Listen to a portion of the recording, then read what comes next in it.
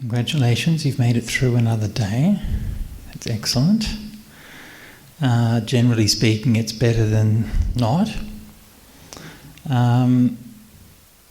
Yesterday, in my country, in Australia, there were 200 new fires started. 200 new fires started yesterday. So the descriptions of what they're going through, it just sounds hellish. Fires all around, smoke all around, just unbelievable. No one's ever seen anything like this.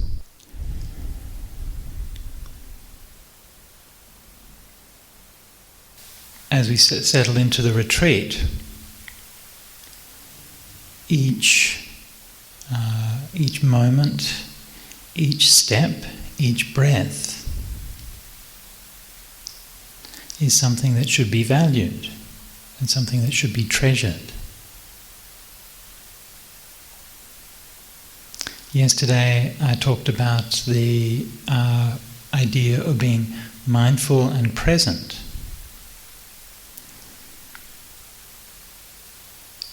And today I want to extend that with another idea, and the idea I want to talk about today is contentment.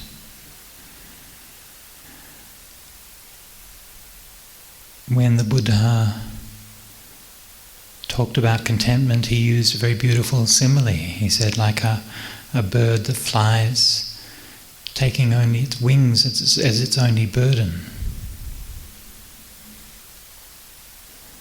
So in the same way, a monk or nun, when they go, they only take their bowl and their robes with them. And so this is something that we still try to keep today. Bowl and robes, maybe a laptop. But not much more. And many of you have been to my retreats before, so you've seen me talk about this before, but I don't care, I'm going to do it again. And when we finish this retreat up, I'm going to Vienna, and so the first time I arrived in Vienna, I was greeted at the airport and I got off and I had my bowl and my bag, my monk's bag. And they said to me, is that all you're travelling with? It must be really nice to be able to travel and just have so little luggage. And I said to them, no, you don't understand. That's not what I travel with. That's what I own. That's all my possessions. That's it.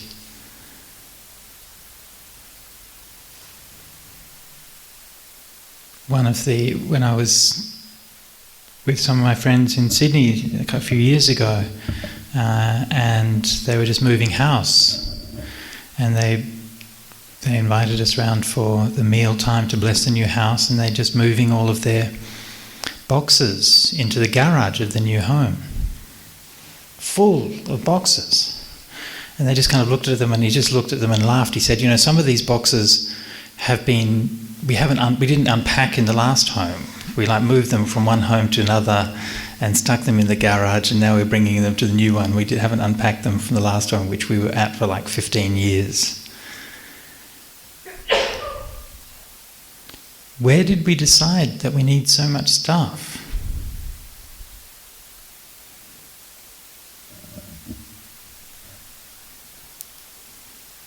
Actually, the amount of things that you really need is very small. The amount of things that you want, well, that could fill the whole world. And we've built our society on the assumption that wanting is good. That somehow we'll be happy if we get what we want. But the things that we really need is so little. The Buddha talked about 4 requisites: a place to stay, and you don't need much, a roof over your head, a clean floor, protection from the elements, that's about it.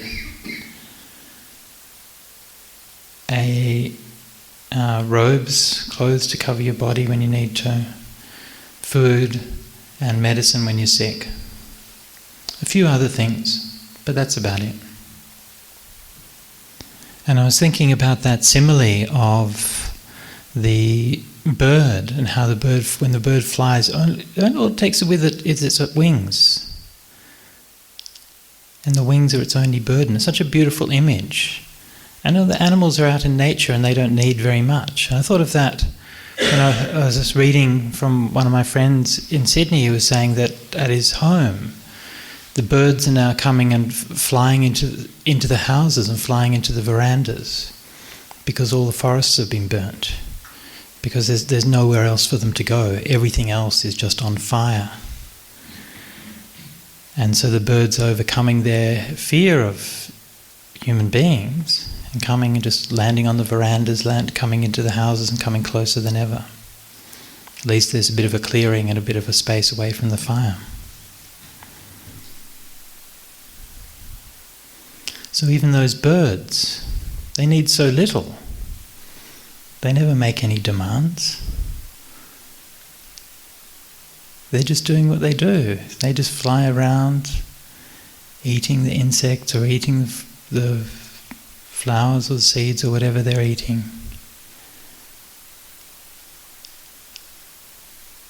So little that they want. And yet somehow, because of what we want, we've decided, we human beings have decided that our wants trump everything. And because of what we want, because of how much we want, then the little birds can't even get the very small amount that they need. This is how far we've gone. Imagine that we lived in a world where everyone was content. Imagine we lived in a world where contentment and not greed was the basic assumption. Well, it may be some time before we're living in that world, but right now we're living in this little world and this little retreat centre, this little group of people and these few days.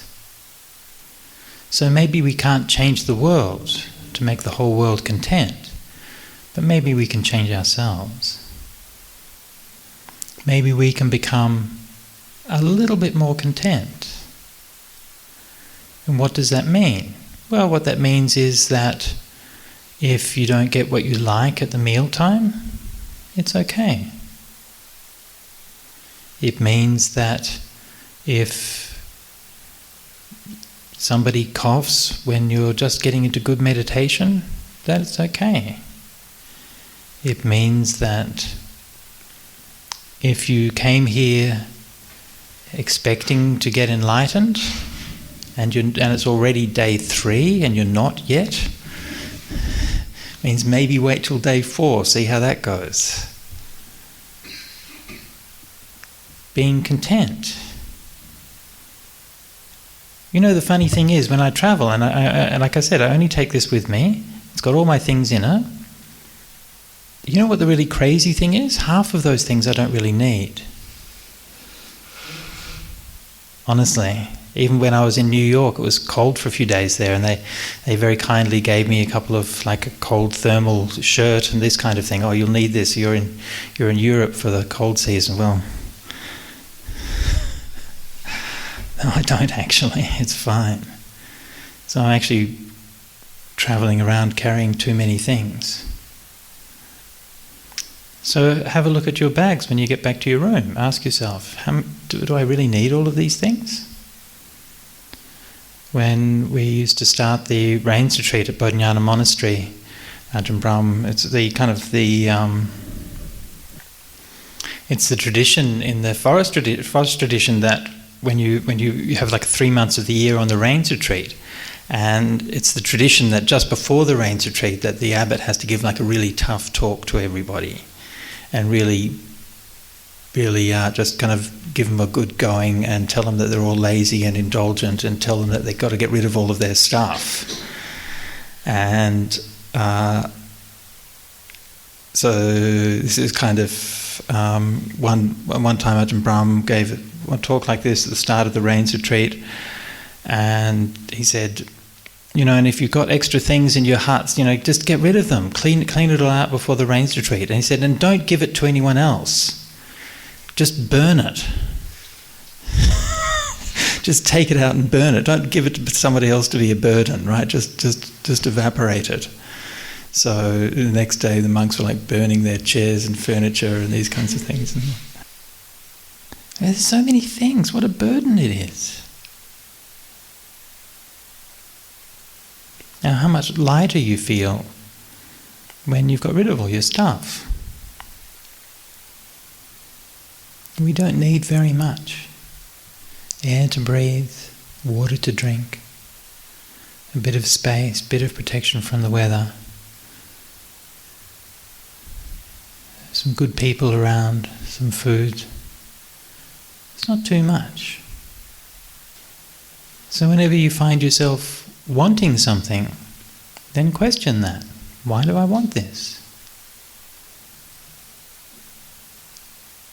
And every time you want something else, think about what is the message that's behind that. Like, why is it that you want something else? Because this isn't good enough. This moment, the present, isn't good enough. Who I am, what I have, this place, these people, this moment isn't good enough. I've got to get some other thing. And then when you get that other thing, are you going to be content then? When you get that other thing, that also won't be good enough. When you get that other thing, you'll be wanting something else. And it never stops. It just never stops.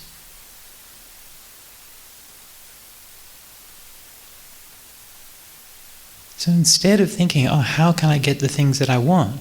Think about, how can I let go of wanting? All of you have made a good start on that.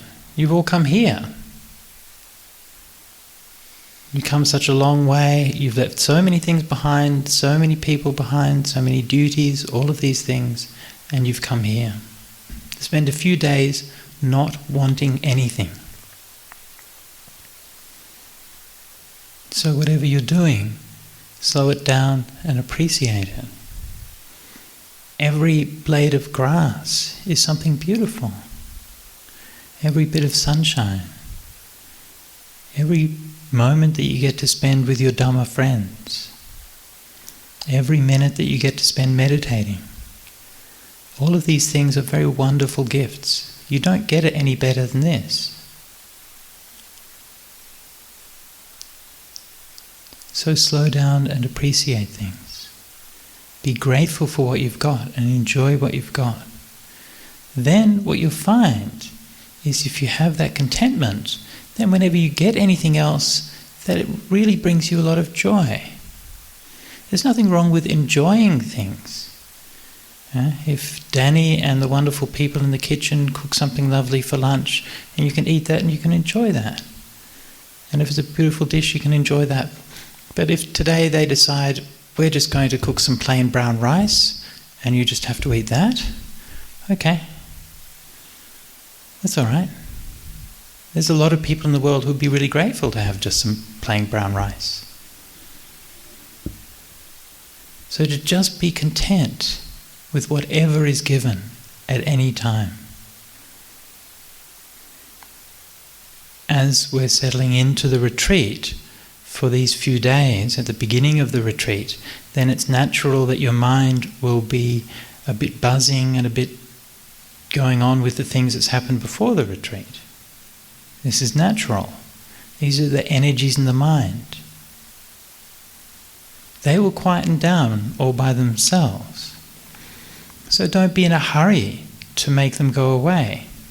Don't be in a hurry to push thoughts out of your mind, to push emotions out, to push memories out of your mind. These things are all okay. They're part of who you are. understand them, accept them, have compassion for them. When their time is done, they'll disappear all by themselves. So just be content when you're peaceful and be content when you're not peaceful. Be content when you feel happy, be content when you feel sad. Be content when you want something, be content when you don't want something. These are all part of being human, it's part of being who you are. It's okay.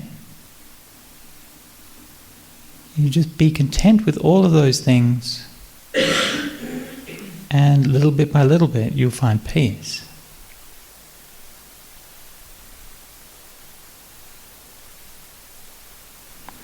It's natural that when we come from the world outside and we come to the world inside, that we apply the same kind of thinking, the same attitudes. And so in our jobs and in our life outside, we have this idea that we have to have something that we want, and then we have to do something in order to get what we want. That's how it works. And in meditation, it's kind of a bit like that. We want peace of mind, and then we do meditation to get peace of mind. There's a little bit like that, but not really. Because doing meditation, in fact, isn't really doing anything at all.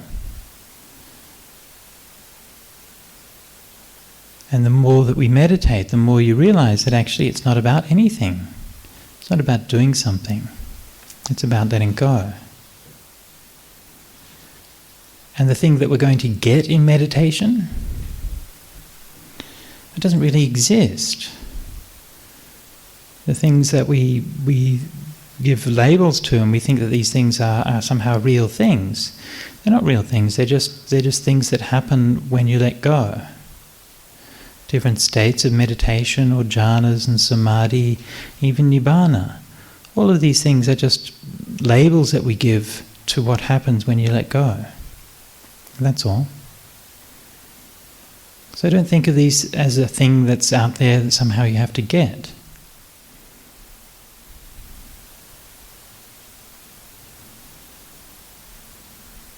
Spiritual practice requires you to turn everything upside down. All of the ways you wanted to achieve something, all of the ways that you valued things, turn them all upside down. The more that you can do nothing, the more that you'll have. The slower you go, the quicker you'll get there. So for today, make it your special practice. Whatever meditation you're doing, make it your special practice to just be content. To just do what you're doing and just accept whatever happens. Even be content when you're not contented. It's also okay. Now I'm being discontented. I'll be content with that. And it's just another phase, just another condition. These things will all happen, and in your meditation, everything will happen. Every feeling, every emotion, everything that you can possibly imagine, and many things that you can't, they will all happen to you in your meditation. So just be content with all of them. Okay, that's probably enough for this morning. I will let you get on with meditation, and I'll see people for the interviews this afternoon. One question. Yeah. Yes, the question is something wholesome or unwholesome feelings. Should we be content with unwholesome thoughts and feelings? Yes. Let me rethink that. No.